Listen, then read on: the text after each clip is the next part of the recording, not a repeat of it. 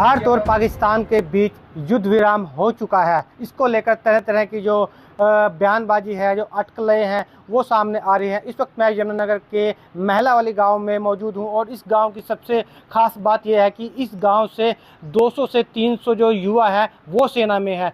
आज से नहीं, 1960-65 से लेकर लगातार जो है यहाँ के युवा जो है वो सेना को अपनी पहली पसंद मानते हैं। हालांकि अग्निवीर योजना को लेकर गाँव के लोगों और युवाओं में ज़रूर असमंजस है और वह सेना से में फिर भी जाने से पीछे नहीं हटते। इस वक्त मैं गांव में मौजूद हूँ और सरपंच धर्म सिंह जी मेरे साथ हैं। आइए उनसे बातचीत करते हैं। सर, भारत और पाकिस्तान के बीच युद्ध हुआ है, किस तरह देखते हैं आप? और जब लगा कि भारत पर हमले हो रहे थे, क्या कोई डर था? कोई डर नहीं था किसी में, सब जज्बा था एक किस्म का भी हम इन पे विजय पाएंगे। जबकि थोड़े दिन में निमट गया काम। हमें उम्मीद नहीं थी, हम तो कहते पीओ को लेके रहेंगे। तो युद्ध और होना चाहिए था? बिल्कुल होना चाहिए था। जब तक पीओ के नहीं लेते तो डोनाल्ड ट्रंप ने जो पैरवी की है भारत की, या युद्ध के बीच में जो मध्यस्थता की है, क्या लगता है कि वो सही फैसला है? मानना चाहिए था? गलत फैसला है। तीसरे देश ने हमारे देश में आने का क्या मतलब है? जब दो देशों की लड़ाई हुई तो तीसरा देश क्या क्यों बीच में रहा? पहले जो प्रधानमंत्री थे उन्होंने तो कभी नहीं माननी किसी की। अब की बार ये ट्रंप वहां से फैसला कर युद्ध रोक दो, युद्ध रुक गया। पूर्व सैनिक भी हमारे साथ मौजूद हैं। सर, क्या नाम है आपका? मेरा एक्स नायब सूबेदार गुरजीत सिंह। किस तरह देखते हैं इस युद्ध को आप? युद्ध को ठीक देखते हैं, मगर शुद्ध युद्ध जो है ना, बीच में रोकना नहीं चाहिए था। इनको पूरी पनिशमेंट देनी चाहिए थी ताकि ये आगे से ऐसी हरकत ना कर पाते। और दूसरा, ये हम पाकिस्तान और हमारा युद्ध हो रहा है, पाकिस्तान हमारे साथ हर समय शरारत करता है, तो तीसरे देश का बीच में आके सीज फायर करवाना वो अच्छा नहीं लगता।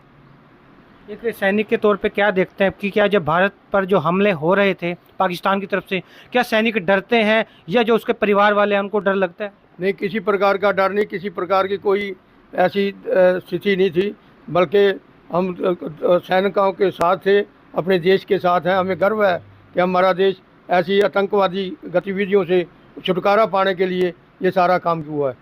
क्या लगता है कि अब भी पाकिस्तान बाज आएगा या फिर अपनी जो नापाक हरकत है वो फिर से शुरू करेगा? नहीं, वो बाज नहीं आने वाला है। जब तक हम पीओ के नहीं ले लेते तब तक ये स्थिति ऐसे ही बनी रहेगी। क्या लगता है कि अभी और हमले किए जाने चाहिए थे पाकिस्तान को, क्योंकि अब भारत के पास मौका भी था उनको जवाब देने का और भारत को अपनी सैन्य ताकत दिखाने का? बिल्कुल बिल्कुल। हमारे जो है सभी जितने भी आम लोग हैं, हमारे देश की जैसी सेना है, हमने अपनी देश की सेना पे सभी को गर्व है।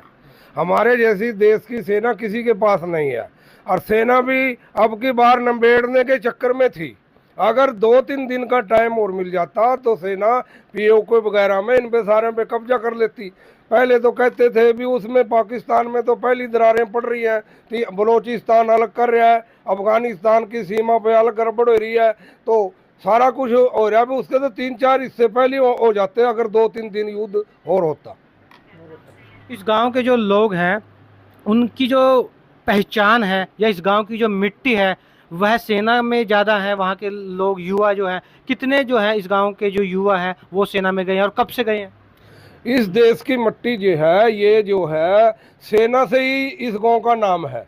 यहाँ पे 300-400 तो अब भी है। यहाँ कर्नल और कैप्टन, मेजर सभी रिटायरमेंट यहाँ से हैं। तो इस देश का सेना में बहुत योगदान रहा है और यहाँ सभी को गर्व था अपनी सेना पे भी। अब की बार सेना इसको युद्ध को निबेड़ेगी। पर एकदम ऐसा अचानक हुआ और एक जितने भी हमारे मिलिट्री मैन हैं, फौजियाँ, सबको अचंभा हुआ भी ये क्या हुआ। एकदम कोई बाहरले देश का कोई फ़ोन आता है भी आप इसको सीज फायर कर दो।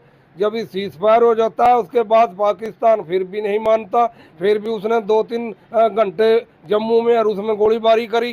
तो ये कैसा सीज फायर था? तो इसमें सभी लोग अचंभे में थे। क्यों? जो हमारे पुराने साथी हैं जैसे भाई बैठे, ये हमारे को सुनाते हैं, इन्होंने 71 का युद्ध भी देखा, कईयों ने तो 65 का भी देखा। इन्होंने सारी हमारे को सुनाई भी। ऐसा तो पहली बार ही हुआ। और नहीं, अमेरिका ने तो पहले भी अड़चने पाई है, तो किसी भी प्रधानमंत्री ने अमेरिका की मानी नहीं है। अब की बार ये देखने में मिला है भी ये एकदम फोन आता है, सीज फायर हो जाता है।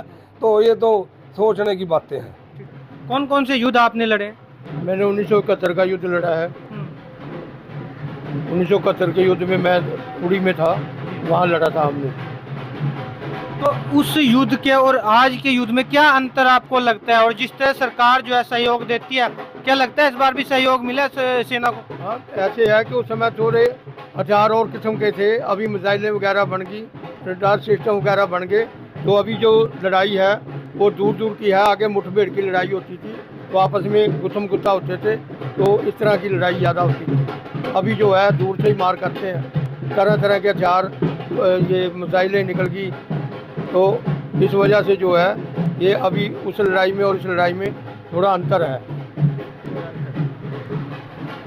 तो हम इस वक्त मौजूद हैं महिला वाले गांव में, जिनको सैनिकों के गांव के भी नाम से जाना जाता है, और यहाँ से 300 से 400 जो ग्रामीणों का कहना है कि 300 से 400 जो गांव के जो युवा हैं वो सेना में अलग अलग पदों पर रह चुके हैं। लेकिन इस युद्ध को लेकर गांव के लोगों में और उनके परिजनों में खास तरह की नाराजगी है। उनका कहना था कि अगर युद्ध विराम करना था तो डोनाल्ड ट्रंप के कहने पर नहीं करना चाहिए था, वह मध्यस्थता करने वाला कौन होता है। इसके अलावा उन्होंने कहा कि अगर पाकिस्तान को सबक सिखाना चाहिए था तो थोड़े दिन और युद्ध चलना चाहिए था, ताकि भारतीय सेना पूरी तरह से पाकिस्तान पर कब्जा कर लेती, पीओके पर कब्जा कर लेती है। तो ये निपटारा हो जाता, सदा का ये निपटारा हो जाता कि पाकिस्तान आगे से सिर ना उठा सकता, उग्रवाद खत्म हो जाता। जो हमारी बहन बेटियां बहुएं विधवा हुई हैं वो आगे ऐसे ही हरकत ना कर पाता। तो पंजाब केसरी के लिए परवेज खान, यमुनानगर। हमसे जुड़े रहने के लिए हमारे YouTube चैनल को सब्सक्राइब करें और नई वीडियो की नोटिफिकेशन के लिए बेल आइकॉन को दबाएं। अगर आप ये वीडियो Facebook पर देख रहे हैं तो लाइक जरूर करें और ज्यादा से ज्यादा शेयर करें। धन्यवाद।